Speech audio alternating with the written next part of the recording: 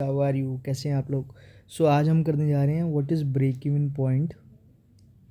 ठीक है, कि ब्रेक इवन पॉइंट क्या होता है in economics.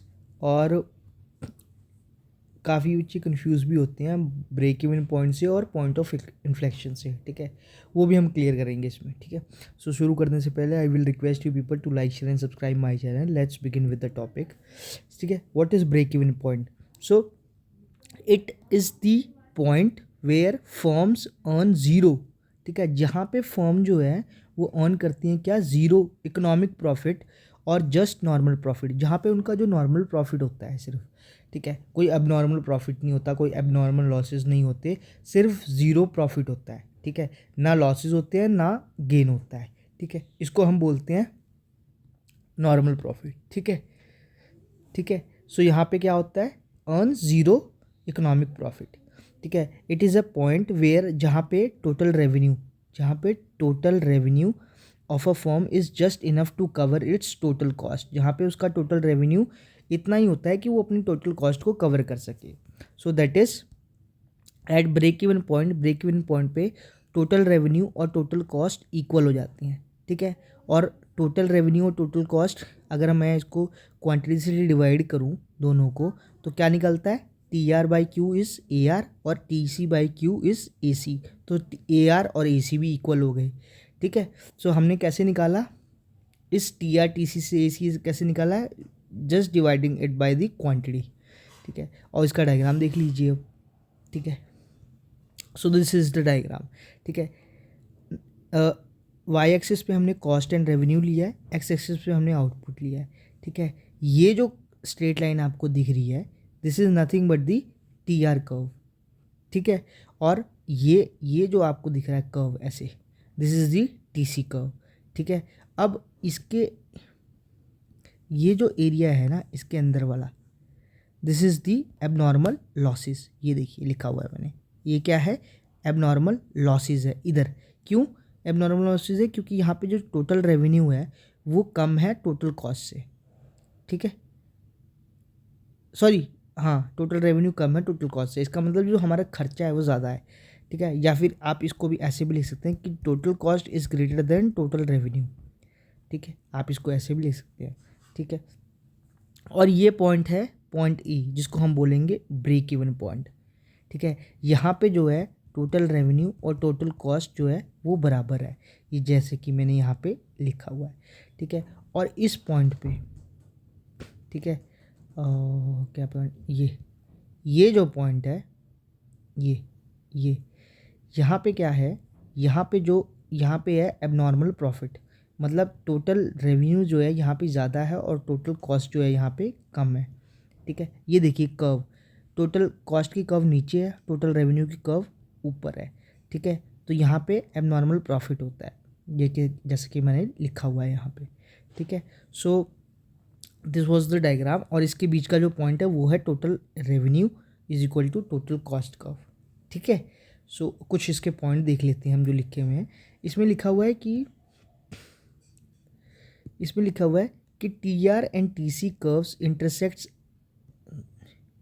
T R and T C curve intersect at point E which correspond to O Q level of output. वो कह रहा है कि टी आर और टी सी कर्व इंटरसेक्ट कर रहे हैं कहाँ पे, इस पॉइंट पे, पॉइंट ई पॉइंट पे। ठीक है, जहाँ पे ओ क्यू लेवल, सॉरी ये क्यू है। ठीक है, जहाँ पे O Q level of output है यहाँ तक। ठीक है, पॉइंट ई जो है is the break even point. Point E को ब्रेक इवन पॉइंट कहा गया है, at which there is neither abnormal profit nor abnormal losses. क्योंकि इस पॉइंट पे ना ही एबनॉर्मल प्रॉफिट है और ना ही एबनॉर्मल लॉसेस है।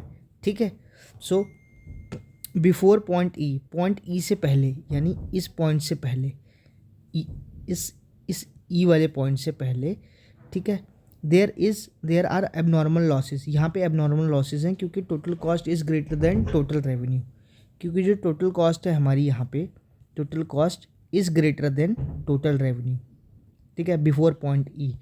ठीक है, और उसके बाद क्या बोला गया है कि आफ्टर पॉइंट ई के बाद, ये रहा पॉइंट ई, और इसके बाद हमारा एबनॉर्मल प्रॉफिट है। क्योंकि यहाँ पे जो टोटल रेवेन्यू है वो ज़्यादा है टोटल कॉस्ट से। ठीक है। So there is abnormal profit as total cost is greater than as total cost is less than total revenue, और total revenue is greater than total cost, दोनों लिख सकते हैं, ठीक है। और एट पॉइंट ई क्या है, देयर इज नॉर्मल प्रॉफिट, क्योंकि यहाँ पे टी आर और टी सी बराबर है, ठीक है। एक पॉइंट नोट करने वाला है इधर कि as the concept break even point is significant as it is at is at it at एक minute as it points out the quantity of output that will generate enough revenue for the firm to be able to cover its cost। ये point इसलिए इतना important है या significant है because it points out the quantity of output. हमें ये quantity बताता है कि कितनी क्वांटिटी हम जनरेट करेंगे, ठीक है, दैट विल जनरेट इनफ, ठीक है, कितनी क्वांटिटी हम प्रोड्यूस करें ताकि हमें इतनी रेवेन्यू मिल जाए, ठीक है, ताकि हम अपने फॉर्म्स के कॉस्ट को कवर कर सकें, ताकि जो भी हमारा खर्चा हो रहा है उसको हम कवर करते चलें धीरे धीरे, ठीक है। So this was all about it, ठीक है। ये तो हो गया। मैं एक और चीज़ आपको बता देता हूँ, एक होता है पॉइंट ऑफ इन्फ्लेक्शन, ठीक है। ये क्या होता है, इसका मतलब होता है कि जब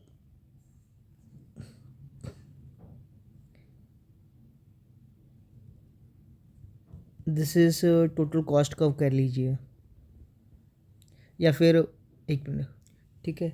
सो इसको टीपी कर देते हैं, टोटल प्रोडक्ट कर्व, ठीक है। और यहाँ पे ये हाईएस्ट है, ठीक है। सो सॉरी, ठीक है, दिस इज एमपी कर्व, ठीक है। सो टोटल जो पॉइंट ऑफ इन्फ्लेक्शन होता है, ठीक है, इन्फ्लेक्शन की स्पेलिंग है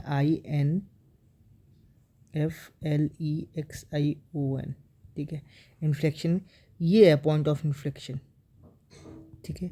ये क्यों है पॉइंट ऑफ इन्फ्लेक्शन, क्योंकि लॉ ऑफ वेरिएबल प्रोपोर्शन में क्या होता है कि इस पॉइंट के बाद टोटल प्रोडक्ट जो है इंक्रीज तो होता है लेकिन एक डिक्रीजिंग रेट से, increasing at decreasing rate, increasing at decreasing rate, ठीक है। और इससे पहले, इस पॉइंट ऑफ इन्फ्लेक्शन से पहले जो टीपी है वो इंक्रीज करता है एट इंक्रीजिंग रेट, ठीक है। सो पॉइंट ऑफ इन्फ्लेक्शन और point of break even point में डिफरेंस बहुत है, ठीक है। ब्रेक इवन पॉइंट वो पॉइंट है जहाँ पे क्या बोलते हैं, ब्रेक इवन पॉइंट वो पॉइंट है जहाँ पे total revenue total cost equal होते हैं, और पॉइंट ऑफ इन्फ्लेक्शन वो पॉइंट है जहाँ पे टीपी इंक्रीज, जिससे पॉइंट ऑफ इन्फ्लेक्शन वो पॉइंट है जहाँ जिसके बाद जो टोटल प्रोडक्ट है वो इंक्रीज तो होता है लेकिन एक डिक्रीजिंग रेट से इंक्रीज होता है, ठीक है। और ये कैसे पता लगेगा आपको, तो आपको ये देखना पड़ेगा, जो टॉपिक है मेरा या जो लेक्चर है वो है लॉ ऑफ वेरिएबल प्रोपोर्शन का, उसमें आपको ये मिल जाएगा, ठीक है। लॉ ऑफ वेरिएबल प्रोपोर्शन का मैं उसका लिंक डाल दूंगा इसमें, ठीक है। सॉरी, मैं उसका लिंक डाल दूंगा इसमें, ठीक है। यहाँ पे आपको ये जो है पॉइंट ऑफ इन्फ्लेक्शन ये आपको मिल जाएगा पढ़ने को, ठीक है। सो मिलते हैं नेक्स्ट लेक्चर में, टिल देन बाय। और इस डायग्राम को ध्यान से याद करके बना लेना, ठीक है। बाय।